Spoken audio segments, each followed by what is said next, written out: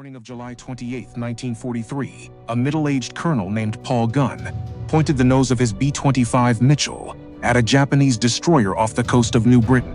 He closed to 500 yards. He pulled the trigger, and a 75mm shell, the same round fired by a Sherman tank, punched into the destroyer's forward funnel and detonated on her deck. He hit her 3 times out of 4. The destroyer kept going. That evening, back at Port Moresby, Gunn sat down in his tent with a pencil and a sheet of paper and wrote that the cannon in the nose of his aircraft was not worth the trouble. He was not complaining, he was warning. And what happened over the next 7 weeks to the 400 aircraft the Army had already built to carry that cannon, to the men who had to fly them into anti-aircraft fire at 50 feet above open water, and to a Japanese coastal supply network that had never seen anything quite like this before, is one of the strangest and most human chapters of the Pacific War. To understand how a tank gun ended up bolted into the nose of a medium bomber, you have to start with a single sheet of paper that circulated through 5th Air Force Headquarters in Australia during the last week of July, 1942. The math was the first thing that broke them, not the flak, not the tropical heat rising off the coral runways in waves so thick a mechanic could feel it in his teeth. Not even the letters from home that arrived 3 weeks late and always seemed to describe a country nobody in the Southwest Pacific quite recognized anymore. It was the math, cold, indifferent, and printed on that single sheet of paper. Accuracy against moving ships from high altitude. Less than 1%. 1 hit for every 100 bombs dropped. 1 column of water lifting somewhere near a target that kept right on sailing, hour after hour, day after day, while the men who had missed her turned for home with empty racks and full tanks of borrowed time. That was the war the American bomber crews had been handed in the Pacific in the summer of 1942. And nobody in a position of authority had yet worked out how to hand them a different one. The geometry was pitiless. A merchant vessel at 15 knots covers roughly 25 feet of ocean every second. A bomb dropped from 12,000 feet takes close to 30 seconds to reach the water. Do the arithmetic honestly, and you find that between the moment a bombardier called for release and the moment his ordnance touched the sea, his target had moved the length of 2 full city blocks. The bomb was already history before it hit the surface. The ship was already elsewhere. American air crews knew this. Their commanders knew it. The men loading the bomb racks at 4 in the morning under portable floodlights knew it too, though they rarely said so out loud because saying it out loud in the wrong tent could get a man reassigned to something worse than a bomber squadron in New Guinea. And there were, in the summer of 1942, worse things than being a bomber pilot in the Southwest Pacific. Not many, but there were some.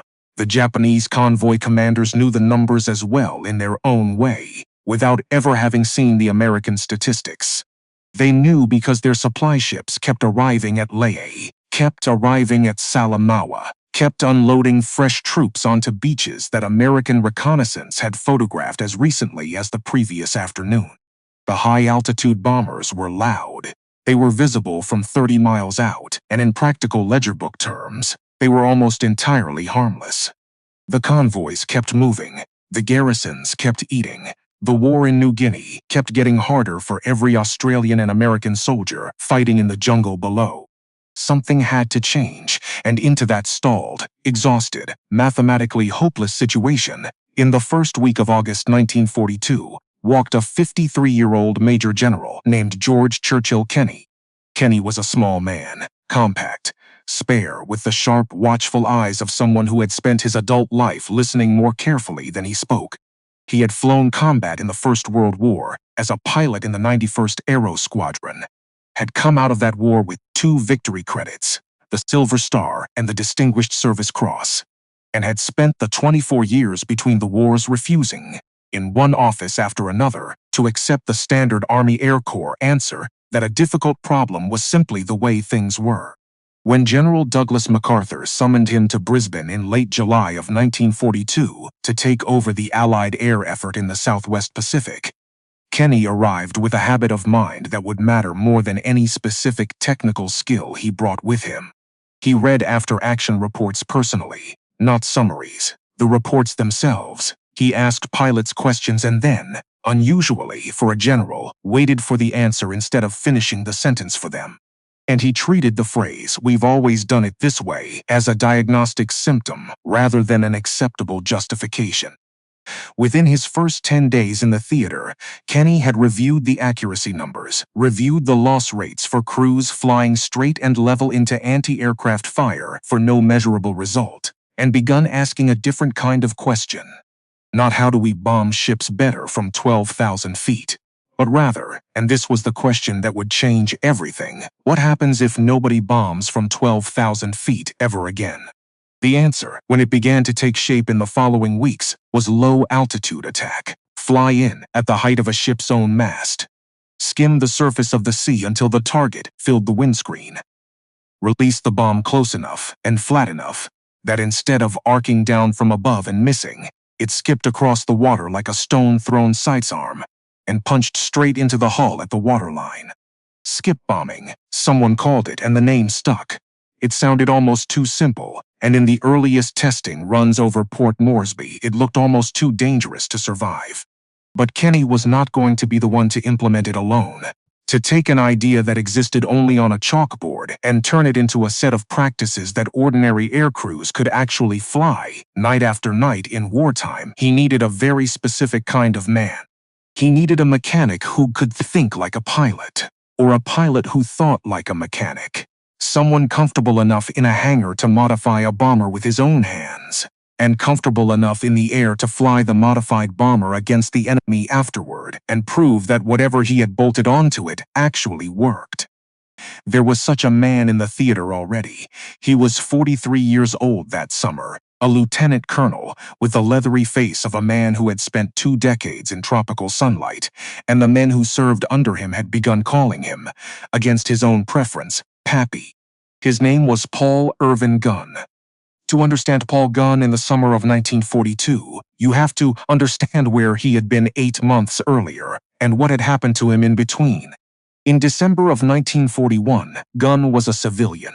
He had left the United States Navy years before, after a 20-year career that ran from enlisted aviation mechanic to chief aviation pilot, and he had settled his family in Manila, where he ran the operations of a small commercial carrier called Philippine Air Lines. He was, by every measure that mattered on December 7th of that year, a middle-aged airline executive with a wife, 4 children, and a comfortable life in a colonial capital that had not yet felt the war. 24 hours later, all of that was gone. Japanese aircraft struck the Philippines within hours of the Pearl Harbor attack. Gunn immediately volunteered his aircraft, his pilots, and himself to the United States Army Air Forces. Within days, he was flying evacuation missions out of Manila, moving American personnel south ahead of the advancing Japanese ground forces. His wife Polly and their 4 children, 3 sons and a daughter, remained in Manila.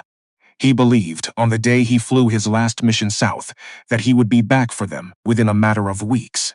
He was not back for them within weeks. He was not back for them within months. Manila fell on the 2nd of January 1942. Polly Gunn and the 4 gun children were interned by Japanese authorities at the Santo Tomas civilian internment camp. And there they would remain for over 3 full years, in conditions that grew progressively worse as the war ground on. While Paul Gunn flew combat missions in the theater, knowing exactly where his family was, and being unable to do anything about it. This is not incidental biography. This is the engine that drove everything Paul Gunn did in the Southwest Pacific, from the moment Manila fell until the moment American forces finally reached Santo Tomas in February of 1945. Every extra machine gun he bolted into the nose of a bomber. Every unauthorized modification he pushed through in the workshop at Eagle Farm outside Brisbane. Every ferry flight, every combat mission, every argument with a supply officer over parts he was not supposed to have. Behind all of it, quietly, was the calculation of a man who understood with terrible clarity that the faster this war ended, the sooner his family came home. By the summer of 1942, Gunn was assigned to the 5th Air Force under Kenney's new command, working out of a leased hangar and workshop complex on the north side of Brisbane, called Eagle Farm. Officially, his title had to do with maintenance and modification. Unofficially and increasingly, he had become the man Kenney turned to whenever a problem required a solution that the standard Army procurement pipeline could not deliver in less than a year. The problem Kenney gave him in the autumn of 1942 was direct. The A-20 Havoc light attack bombers arriving in theater carried nose armament that Kenney considered inadequate for the low-level strafing work he wanted them to do. He wanted more forward-firing machine guns. He wanted them installed by mechanics in Brisbane, not by engineers in California 6 months from now. And he wanted the first aircraft ready to fly within weeks, not quarters. Gunn went to work. And here is where the entire strafer program in the Southwest Pacific was born. Not in a Washington briefing room, not in a North American aviation engineering department, but in a hangar in Brisbane, where a middle-aged lieutenant colonel with grease on his hands began cutting metal, running ammunition feeds, and mounting 450 caliber machine guns in the nose of an A-20 that had never been designed to carry them. The modifications worked. The modified A-20s, flying at treetop height and firing forward with a density of machine gun fire nothing else in theater could match, tore apart Japanese airfields and coastal shipping in ways that the standard, high-altitude bombing missions had never accomplished. Kenney watched the results, and by the winter of 1942, he had authorized Gunn to move on to the next problem, which was to do the same thing to the medium bomber his Air Force actually had in quantity, the North American B-25 Mitchell. Gunn began cutting up B-25s in the winter of 1942 and early 1943. He removed the bombardier's station in the nose. He installed additional forward-firing 50 caliber machine guns in its place. He added fuel tanks in the bomb bay for extended range. He created, in a leased hangar in Australia, without formal authorization from anyone in the continental United States, what would eventually become the B-25 strafer variant that, in various forms, would fight through the rest of the Pacific War. But here is where the story takes its first genuine turn. Because while Gunn was cutting up B-25s in Brisbane, and while Kenney was pushing skip bombing training through his squadrons at Port Moresby, the United States Army, entirely independently, been working on a different solution to the anti-shipping problem. A solution that would arrive in the Pacific in the middle of 1943, after Kenney's own strafer program had already proven itself in combat, and that would try to answer a question the strafer program had already largely answered on its own. That solution was the 75mm cannon. The decision to mount a 75mm M4 cannon, an aircraft-adapted derivative of the M3 gun carried by the M4 Sherman tank, into the nose of a B-25 medium bomber was made in the United States in late 1942 and early 1943. It was not made in response to Kenney's field experience. It was not made in response to skip bombing. It was made largely on the theoretical grounds that a heavy, direct-fire weapon capable of penetrating armored steel plate at combat range would give an aircraft the ability to disable enemy warships that ordinary bombs and machine guns could not reliably destroy. The logic, on paper, was clean. Bombs missed. Machine gun fire, however dense, could not sink a destroyer. A single 75mm round striking below the waterline of a warship at close range should, in theory, produce a mission kill from a single pass. North American Aviation received the contract to modify the B-25 to carry the cannon. The engineering was substantial. The M4 cannon was 9.5 feet long, from breech to muzzle, and weighed nearly 900 pounds without a single round of ammunition loaded. To fit that much steel and steel-cradled recoil into an airframe never designed to carry it, the engineers stripped out the entire glass bombardier's compartment in the nose of the aircraft, the compartment where the bombardier had traditionally sat during high-altitude bombing runs. They ran the cannon barrel forward through the reinforced housing that replaced it, and they seated the breech itself back inside the fuselage, running back beneath the pilot's own position. Note carefully what was and was not removed. The bombardier's station was removed. The co-pilot's seat was retained. The B-25G still carried a pilot and a co-pilot side by side in the cockpit. The removal of the co-pilot in favor of a single pilot with expanded cannon armament would come later, in the B-25H variant that entered production in 1943 and reached combat in 1944. This distinction matters because it will matter to the men who flew these two variants and to the way each aircraft handled in combat, and getting it right is part of getting the story right. Some 400 B-25G aircraft were produced on the North American Aviation line, and an additional 5 B-25C airframes already in service were pulled aside and converted to the same specification for testing purposes. In total, roughly 405 aircraft carrying the tank cannon in the nose eventually rolled off the production line or out of the modification hangars and entered service with the Army Air Forces. By the middle of 1943, the first of these aircraft began arriving in the Southwest Pacific. And here we arrive at the second turn of the story, the one that becomes the first great twist of everything that follows. Because in the first week of March of 1943, in a stretch of ocean known as the Bismarck Sea, off the north coast of New Guinea, Kenney's 5th Air Force fought a battle that would fundamentally change how everyone in the theater understood the anti-shipping problem. And the aircraft that fought that battle did not include a single B-25G. The Battle of the Bismarck Sea was fought over 3 days, from the 2nd through the 4th of March, 1943. A Japanese convoy of 8 troop transports and 8 escorting destroyers, carrying nearly 7,000 soldiers of the Imperial Japanese Army 51st Division from Rabaul toward Lae in New Guinea, was intercepted by combined 5th Air Force and Royal Australian Air Force aircraft using the exact tactics Kenney and Gunn had spent the previous 6 months developing.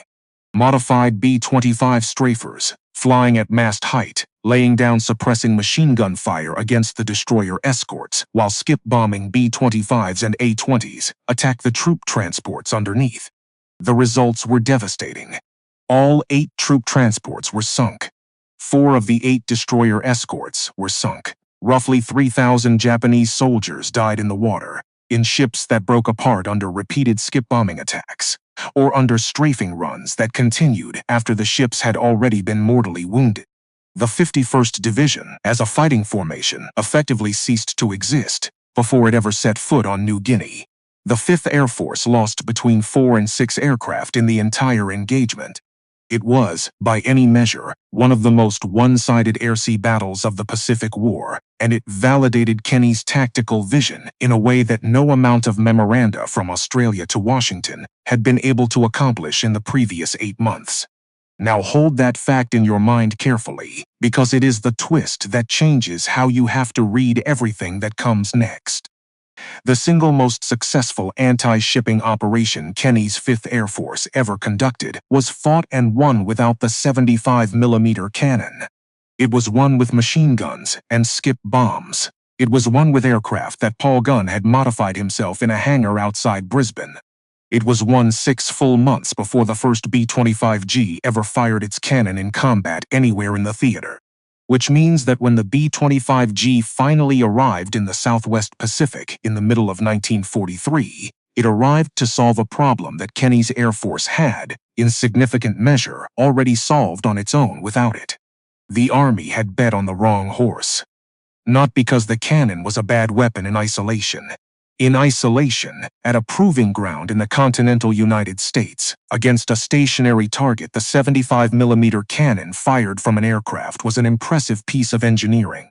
But the Army had made the bet in late 1942, before the Bismarck Sea, before the strafer tactics had been proven in large-scale combat, in a world where the anti-shipping problem still looked mathematically unsolvable and a heavy direct-fire weapon looked like the only reasonable answer. By the time the B-25G actually reached the theater in the summer of 1943, that world no longer existed. The strafers had already answered the question the cannon had been designed to answer. The men in the field knew it. The men in Washington largely did not, and so the B-25G arrived as newest weapons of fondue in wartime, to be judged not against the world its designers had imagined a year earlier, but against the world its air crews now actually inhabited. Ground crews at the forward strips in New Guinea uncrated the first B-25Gs in the middle of 1943 and walked around them slowly, the way a person circles a strange dog in a stranger's yard, not quite sure yet whether to trust it. The nose sat heavier than it should have. The familiar glass bombardier's compartment, the one every mechanic in the theater had learned to service by feel in the dark, was simply gone, replaced by a squared steel housing that ran back into the fuselage like the barrel of something that had no business being on an aircraft at all. Word had traveled ahead of the aircraft themselves, the way it always did in a theater where good news moved fast and strange news moved faster. Everyone had heard about the cannon before they ever saw one. Now, standing on the coral strip with the tropical sun beating down, and the fresh paint on the housing still tacky in the heat, the mechanics and the pilots were seeing it for the first time in the metal. Nobody said much. There was not really much to say yet. The aircraft either worked or it did not. The cannon either killed ships or it did not. The men who would fly it were about to find out, in the only place where those questions can actually be answered, which is in the air, over open water, with the enemy already firing back. And leading that first combat test would be, of all people, the same man who had been cutting up B-25s in a hangar outside Brisbane for the past year. Lieutenant Colonel Paul Gunn, 43 years old with a wife and 4 children still interned at Santo Tomas 1,500 miles to the north, was going to be in the pilot's seat of the first B-25G to fire its cannon at a Japanese warship in the Southwest Pacific. He was going to do it in July of 1943. He was going to do it against a specific Japanese convoy operating in the waters north of New Britain. And what happened on that mission, and what he wrote about it that evening, would set the tone for everything the 75mm cannon program would become over the 7 remarkable weeks that followed.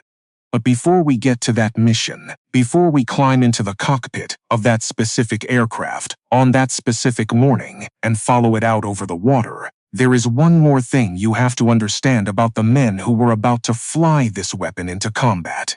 Because they were not, most of them, going into this thinking about doctrine, or procurement, or the strategic bombing problem, or any of the abstractions that had produced the cannon in the first place. They were going into this thinking about the man beside them in the cockpit, and the man behind them in the crawlway with 15 pounds of brass in his hands, and the ship on the horizon that in about 90 seconds was going to start firing back.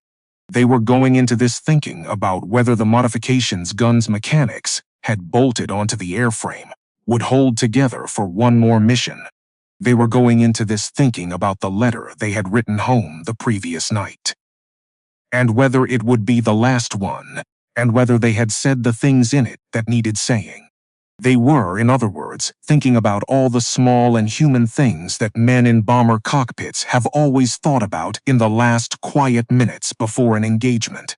And the cannon in the nose of their aircraft, for all the argument and expense and engineering that had gone into producing it, was to them just one more piece of hardware that would either save their lives or complicate them, depending on how it behaved in the next hour. On the morning of the 28th of July, 1943, the first B-25G to fire its 75mm cannon in combat, anywhere in the Southwest Pacific, rolled onto the coral runway at Port Moresby, ran up its engines against the wheel chocks until the whole airframe vibrated in the tropical morning air, and lifted off into a sky already thickening with the humidity that would follow it out over the water. Paul Gunn was in the pilot's seat. The cannon behind his left shoulder was loaded. The war was about to find out what happens when you bolt a tank gun to a bomber and fly it straight at a warship. And Gunn was about to find out, in the space of a single mission, why the men who had spent the past year believing this weapon was the answer to the anti-shipping problem had been asking the wrong question all along. Because a hit was not the same as a kill. The Bismarck Sea had already proven what worked. The next 7 weeks would prove, at considerable cost in fuel, ammunition, and human patience, what did not. And in the strange and honest space between those two proofs, one of the most peculiar chapters in the history of American aerial warfare in the Pacific was about to begin. The engines pulled the aircraft north over the Coral Sea. The coast of New Guinea fell away behind them. The convoy Gunn was looking for was somewhere ahead, steaming west along the north coast of New Britain, unaware that the aircraft closing on it from the south carried something no aircraft in the Pacific had ever fired at a warship before. The morning was clear, the visibility was long, The ammunition racks in the crawlway behind the pilot's seat held 21 rounds of 75mm brass, cool to the touch, waiting for a hand to lift them into the breech.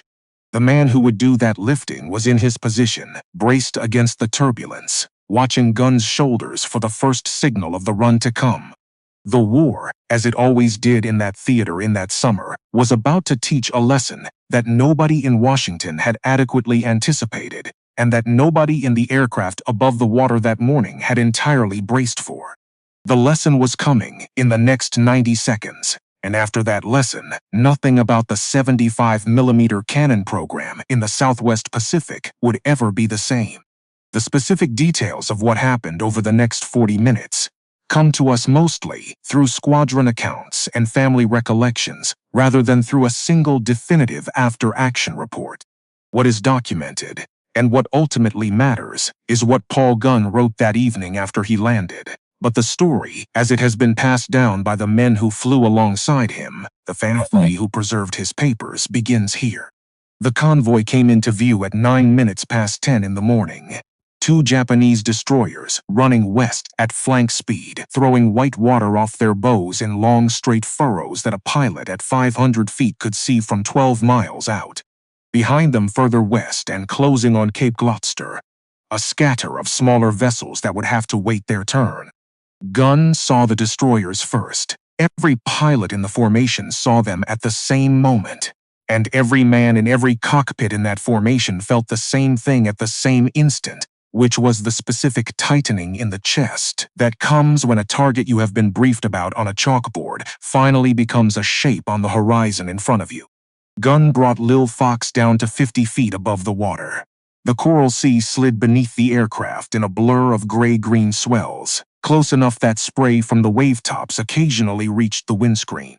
Behind his left shoulder, in the crawlway, the cannoneer had his boots braced and one gloved hand already on the first round in the rack. The other B-25s in the formation spread out to either side, closing on the convoy in a shallow wedge, machine guns hot, engines full throttle, the whole formation now committed to a run that could not be called back. The destroyers began firing when the aircraft were still 2,000 yards out. Tracers came up in slow, curving arcs, red then white then red again, the way anti-aircraft fire always looked from the receiving end at low altitude, deceptively lazy until it wasn't. Water fountained around the formation as the shells that missed struck the sea. The aircraft flew through it, held the line, closed the distance. 1,200 yards, 900, 600. At roughly 500 yards, Gunn pulled the trigger for the first time. The cannon fired. The whole airframe shuddered, not vibrated, shuddered. A full-body convulsion that ran from the nose through the fuselage and out through the rudder, hard enough that for 1 full second every instrument on the panel jumped in its mount and the airspeed indicator dipped visibly. Smoke came back into the cockpit almost immediately, sharp and bitter, catching in the back of Gunn's throat before he had time to blink against it. The first round struck the lead destroyer's forward funnel, a bright flat detonation that scattered debris across the deck and knocked out at least one anti-aircraft position. The cannoneer was already reaching for the second round. He lifted it, turned in the crawlway that had never been designed for turning, slid it into the open breech, locked the breech shut, and tapped Gunn once on the shoulder. Ready. Gunn fired again. The second round skipped along the destroyer's deck and detonated somewhere near the aft superstructure. The third round fired seconds later as the range closed to under 300 yards, missed entirely and vanished into the sea beyond the ship. The fourth round fired as Gunn pulled up hard to clear the mast rigging, struck the hull amidships and detonated inside. 4 rounds fired in a single pass, 3 hits, 1 clean miss. By any measure the men who had designed this weapon in California would have recognized it was a stunning result.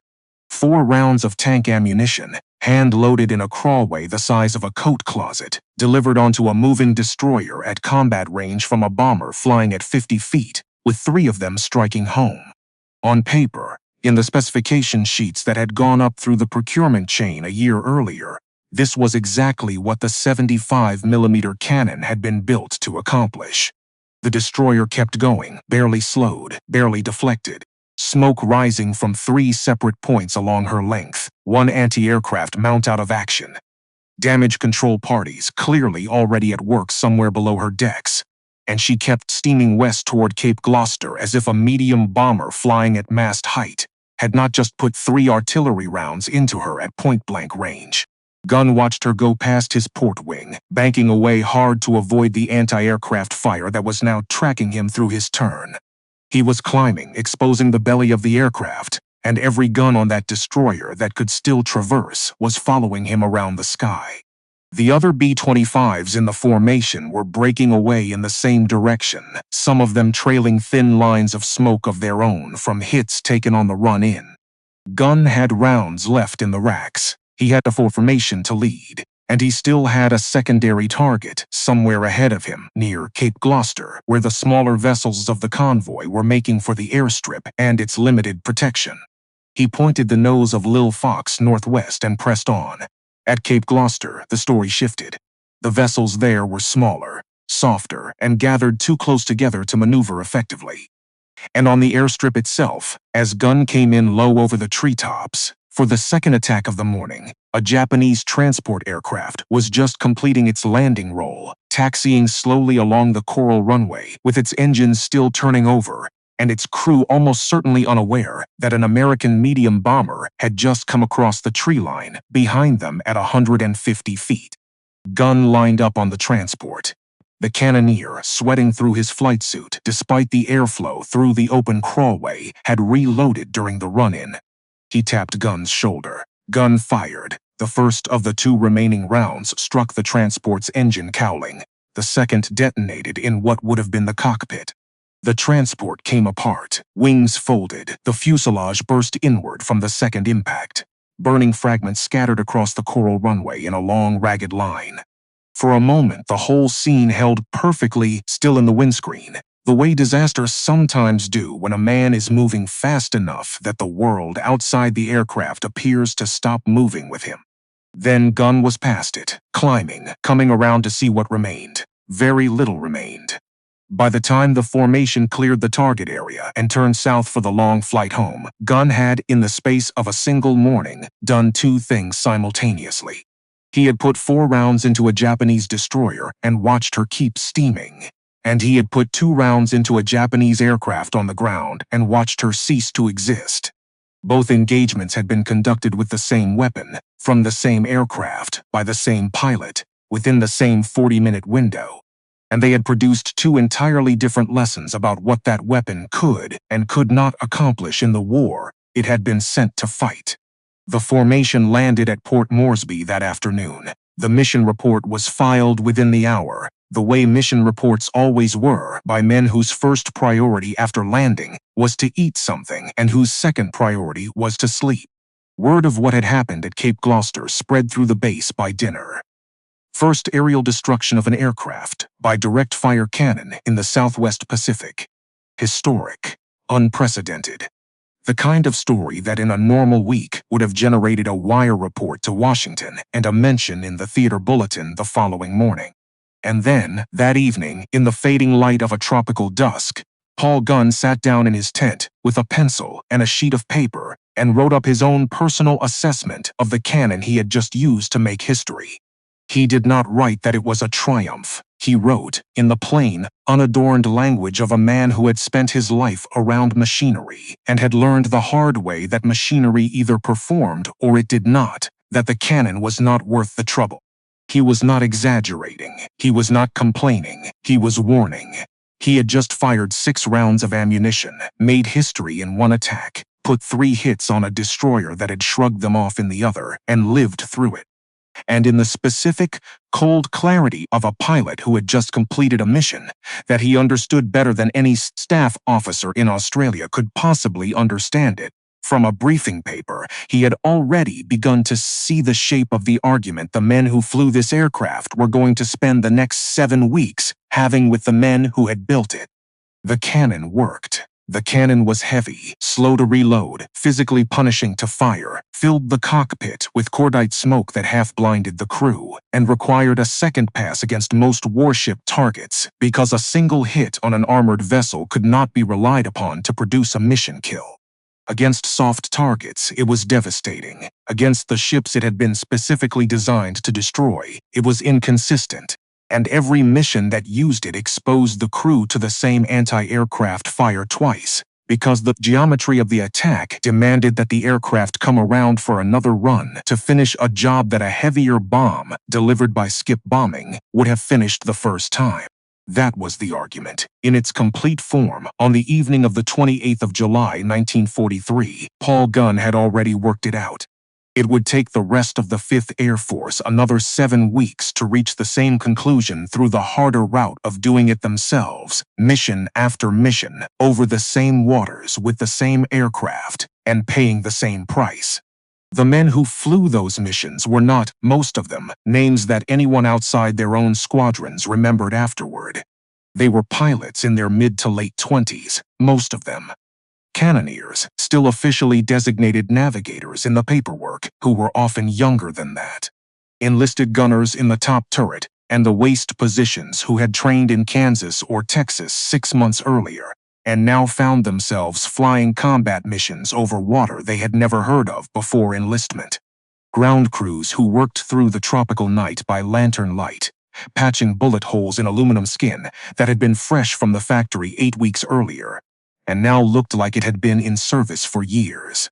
They flew from Port Moresby. They flew from Dobadura. As the campaign moved north, they flew from strips carved out of jungle that had been Japanese-held territory a week before the engineers arrived with their bulldozers. The missions ran together after a while, the way combat missions always do, one long humid morning after another, one convoy after another spotted from 20 miles out, and closed with at 50 feet over open water, and worked over with cannon fire and skip bombs until the ships were burning or gone or both. Inside the cockpits, the crews were learning things about the aircraft that no manual back in California had been able to tell them. They were learning that the recoil from the cannon, absorbed by the 21-inch travel of the cradle that engineers had built to control it, still cracked airframe rivets on nearly every mission. Ground crews learned to expect a fresh handful of loose fasteners to pick out of the fuselage after any flight that had involved cannon fire. Some of the earliest G-model airframes began developing stress cracks in the nose structure after only weeks of operational use. The engineers had built the mount to handle the recoil.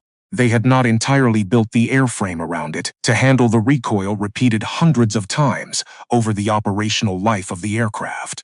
They were learning that the cordite smoke, vented back through the breach into the sealed cockpit environment, took several full minutes to clear after firing.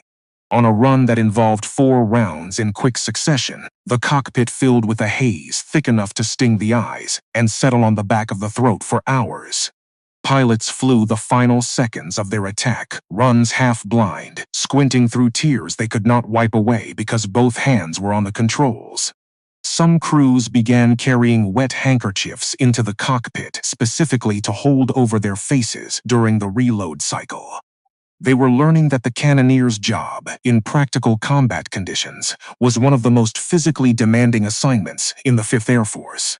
15 pounds of brass, lifted and rotated, and seated into the breech of a weapon whose muzzle was pointing forward through the aircraft's own nose, in a space so narrow that a broad-shouldered man could not turn without folding his arms across his chest.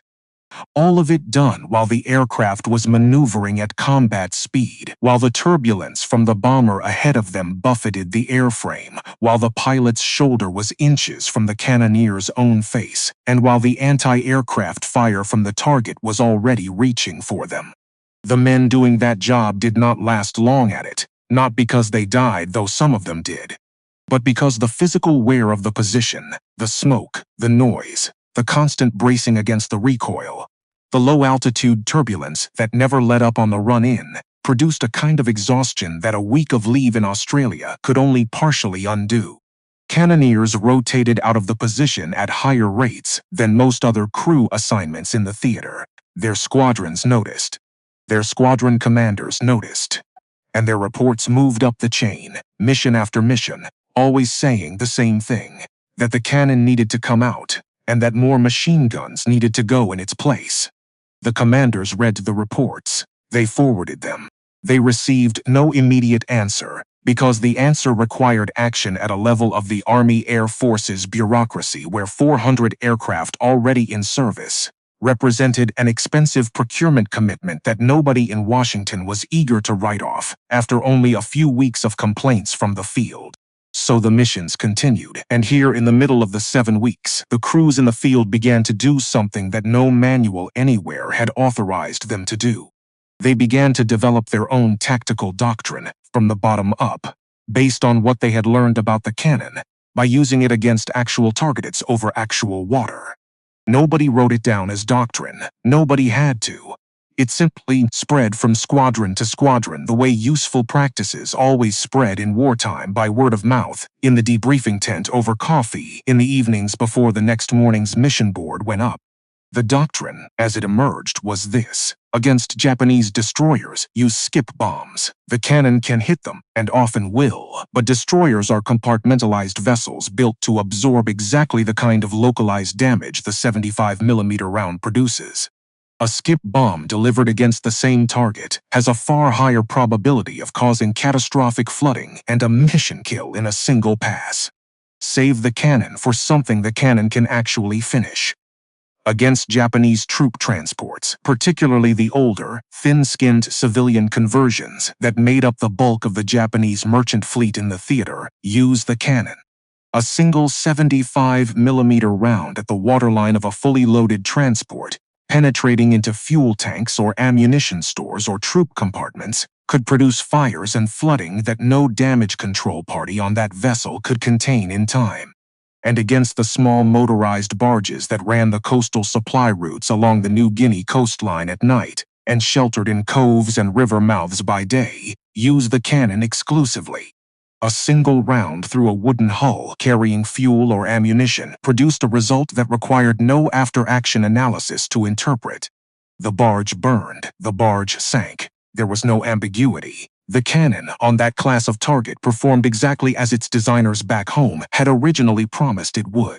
Nobody in Washington had specifically written the barge into the original cannon specification, but the barges were where the cannon actually earned its keep in the Southwest Pacific during those 7 weeks. The coastal supply routes that had once run quietly at night, feeding the Japanese garrisons at Leh and Salamaua, and further up the coast, became by the middle of August a place where Japanese barge crews had genuine reason to fear the sound of an American radial engine approaching from the sea. The doctrine worked because the men who developed it were the men who had to survive it. They were not writing for a proving ground. They were writing for the next morning's mission, and the fact that this bottom-up sorting of targets and tactics emerged in the field without formal authorization from above, and was quietly incorporated into squadron practice throughout the 5th Air Force during those 7 weeks, is one of the small, honest details about the Pacific War that gets lost in the larger narratives about strategy and grand campaigns. The war was won, in significant measure, by exactly this kind of adjustment, not by orders from above, by practice from below. By exhausted men in tropical hangars, figuring out, one mission at a time, what actually worked against the enemy in front of them and passing it on to the man who would be flying the same aircraft against the same enemy the following morning. But the cost of that learning did not appear on any doctrine chart. It appeared in the loss reports.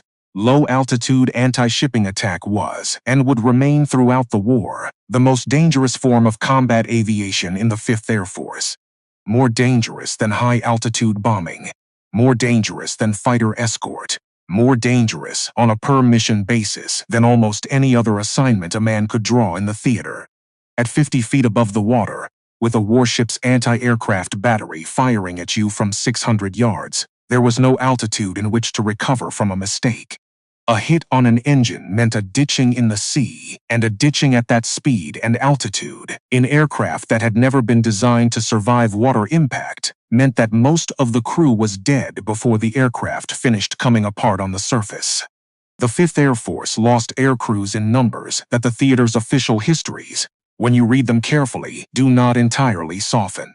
Losses during those weeks were heavy, and the squadrons flying low-level anti-shipping missions bore the worst of them. Some of the men who had unloaded the first B-25Gs from their crates in June were no longer in the theater by mid-August. Some had rotated out, some had been reassigned, some had gone into the sea off the New Britain coast and had not come back. The cannon did not cause those losses. The tactic caused those losses. Low-altitude attack against defended shipping targets was going to kill men at a certain rate, regardless of what weapon was mounted in the nose of the aircraft. But every crew member who died on a cannon-armed mission had died flying an aircraft that his own commanders were being told, mission after mission, was inferior for the job it was being asked to do. That knowledge sat heavily on the men who filed the reports. And it sat heavily on the commanders who read them. Kenney was reading them. He read every combat report that came across his desk personally. It was one of the habits that had made him unusually effective as a theater commander, and unusually hard to fool with a weapons program that looked better on paper than it performed in the air. Through July and August of 1943, the reports piling up in front of him told him two things simultaneously. And both of them were true.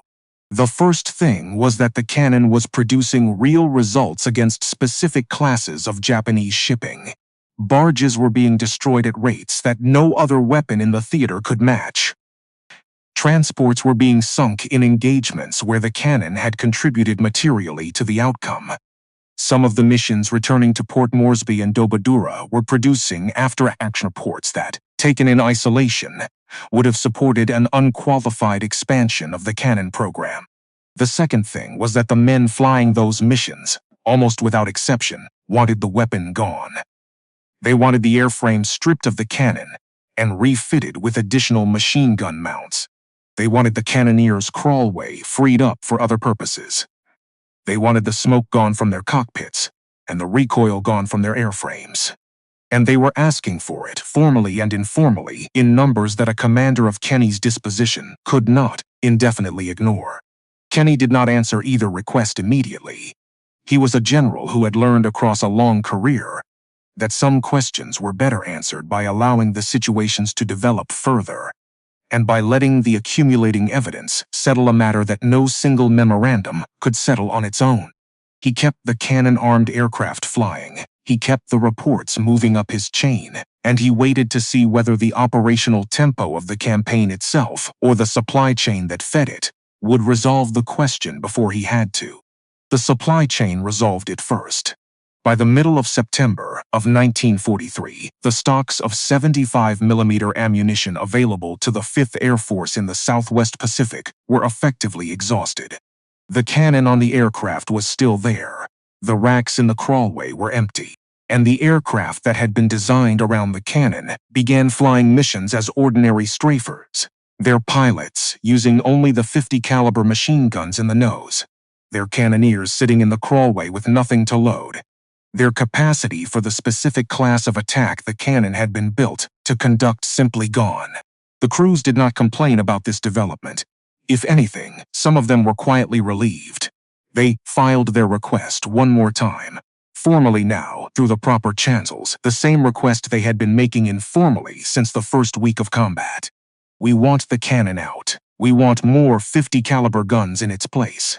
And this time, with the ammunition situation providing exactly the kind of practical justification that no procurement office in Washington could argue with, the request began to move. The ground crews, meanwhile, had already begun answering the request on their own. Without formal authorization, without written orders from above, mechanics at the forward strips began pulling the cannons out of B-25G airframes and refitting the empty noses with additional 50 caliber machine gun mounts, using whatever hardware was available in theater that week. It was exactly the kind of bottom-up modification that Paul Gunn himself had pioneered a year earlier at Eagle Farm.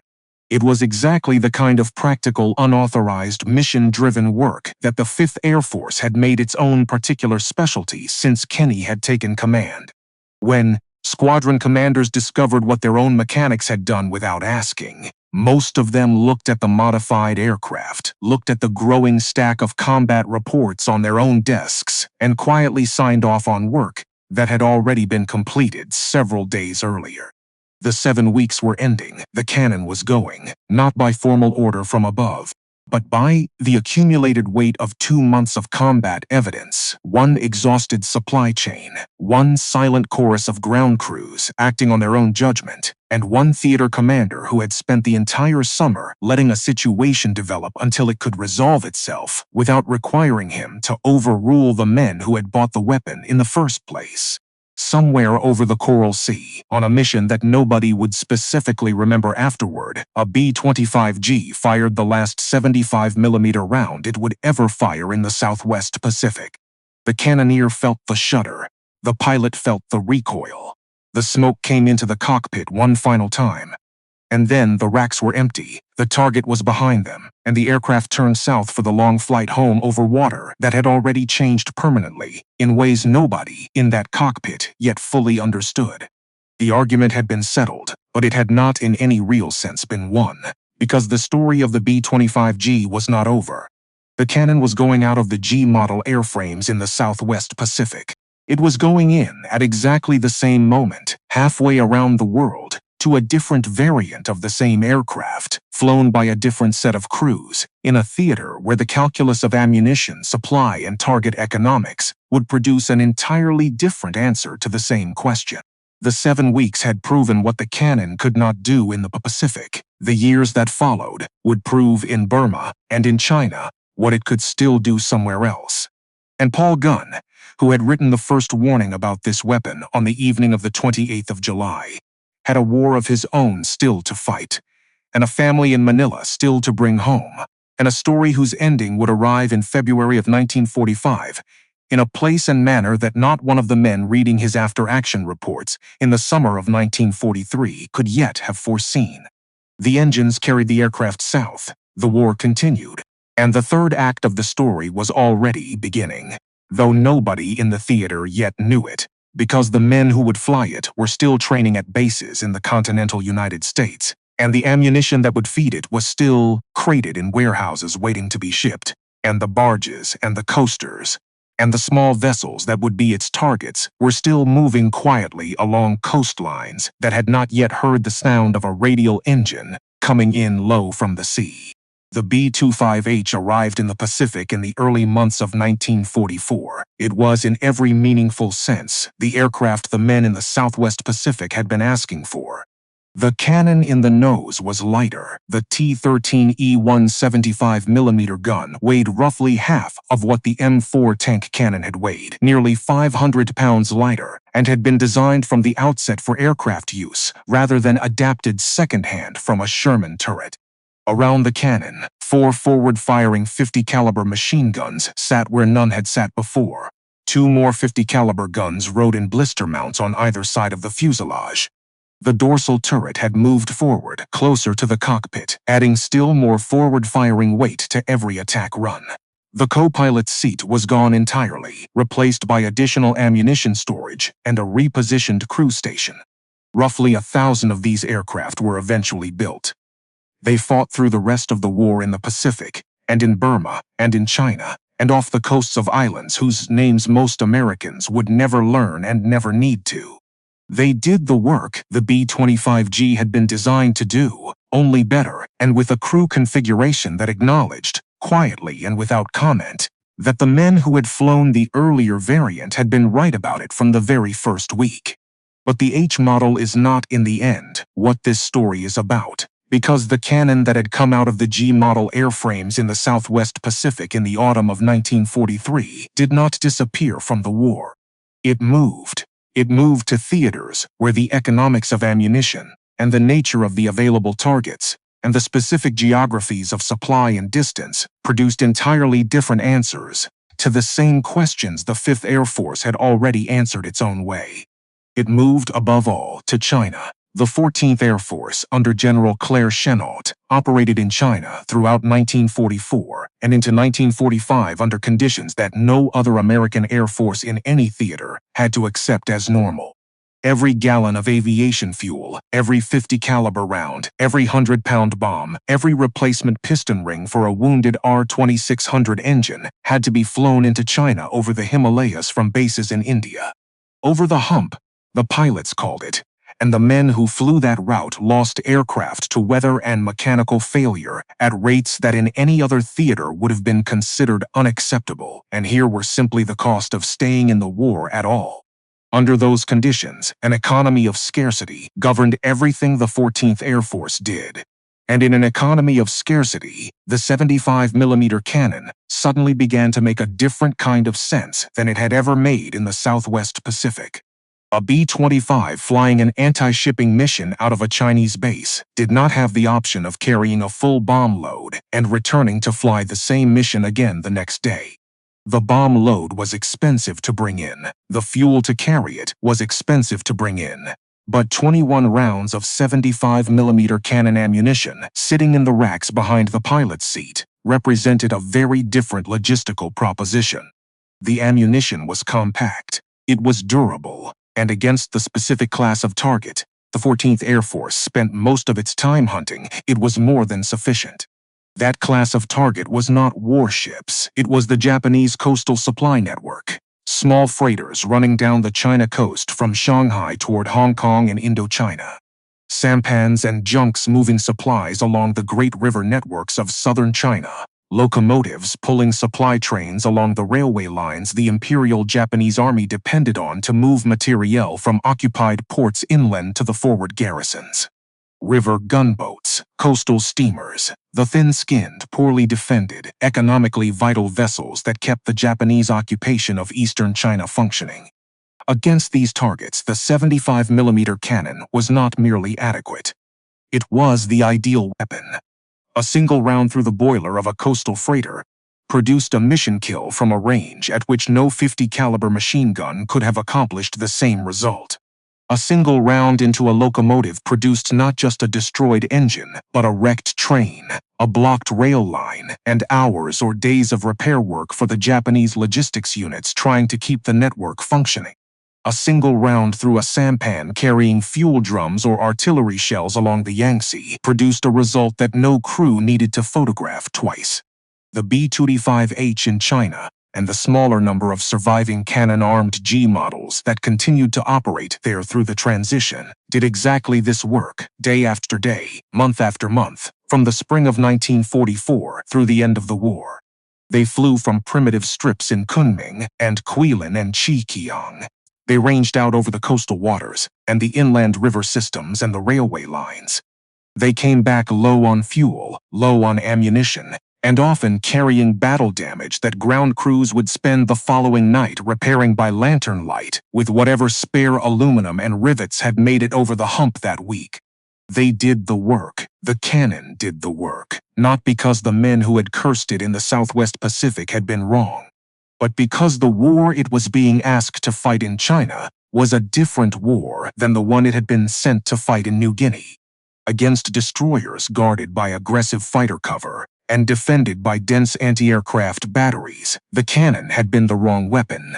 Against coastal freighters and locomotives, in a theater where every bomb had crossed the highest mountains in the world to reach its target, the same cannon was, quietly and without any particular fanfare, exactly the right weapon.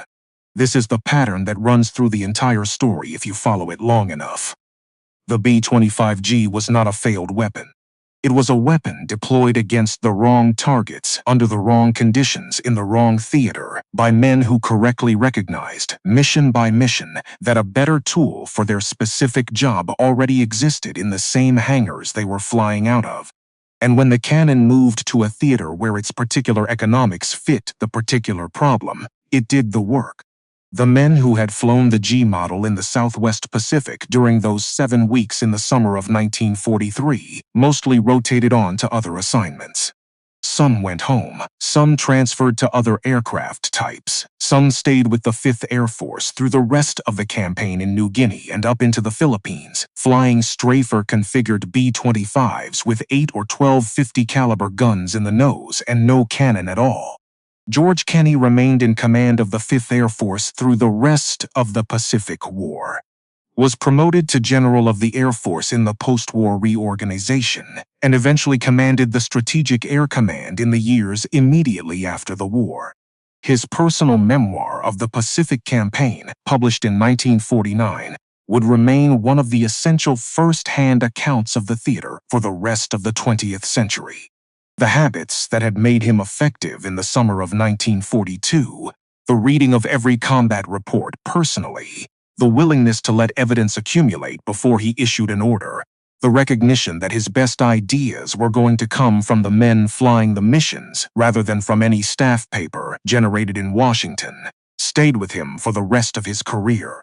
Paul Gunn had a longer road home. He continued to fly combat missions in the Southwest Pacific through 1943 and 1944, promoted eventually to full colonel, still doing the modification work and the combat work in roughly equal measure. He was wounded in action more than once. He was awarded, over the course of the war, the Distinguished Service Cross, the Silver Star, the Distinguished Flying Cross, with multiple oak leaf clusters, the Purple Heart, and the Air Medal. He never at any point discussed the awards. He wanted his family back. That was the calculation that had driven every mission since Manila fell. And by the beginning of 1945, that calculation was finally starting to move toward its answer. American forces landed on Luzon in January of 1945.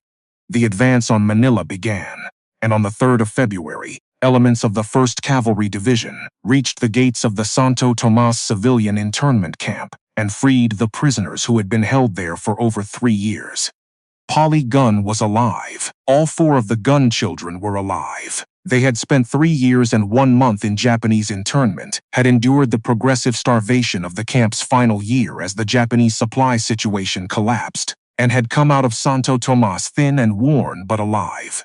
Paul Gunn reached them within days of the liberation. The family was together for the first time since December of 1941. The war continued for another 6 months. Paul Gunn continued to serve. He was killed in a civilian aviation accident in the Philippines in October of 1957, 12 years after the war ended, just 1 week short of his 58th birthday. He had gone back to the airline business after the war. He had never fully left the Philippines, and when he died flying, the way he had spent most of his adult life, in the country where his family had been taken from him in 1941 and returned to him in 1945. The 75mm cannon on the B-25 disappeared from the American arsenal after the war. The G models were scrapped or sold as surplus. The surviving H models were retired within a few years as the medium bomber category itself gave way to jet aircraft and different mission profiles. By the middle of the 1950s, the entire concept of a large-caliber direct-fire cannon mounted in the nose of a bomber for anti-shipping or ground attack work had become a historical footnote, one of those wartime experiments that produced interesting reading and no obvious operational successor. Except that this is not quite where the story ends, because in the middle of the 1960s, in a war being fought in a different Asian jungle by a new generation of American airmen, the underlying idea that had produced the B-25G, the idea that a large aircraft carrying a heavy, side-firing or forward-firing cannon could deliver precise, sustained fire against targets on the ground or on the water in a way that bombs could not, came back to life in a form its original designers would have recognized.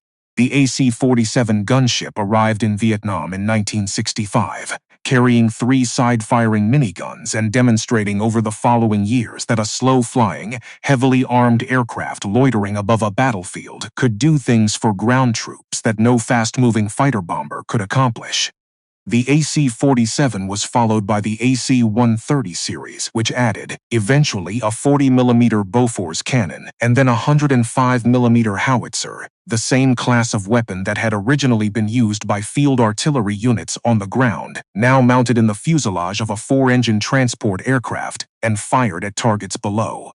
The AC-130 remains in United States Air Force service today, more than 50 years after it first entered combat, and more than 80 years after Paul Gunn first fired the 75mm cannon of Lil Fox at a Japanese destroyer off the coast of New Britain.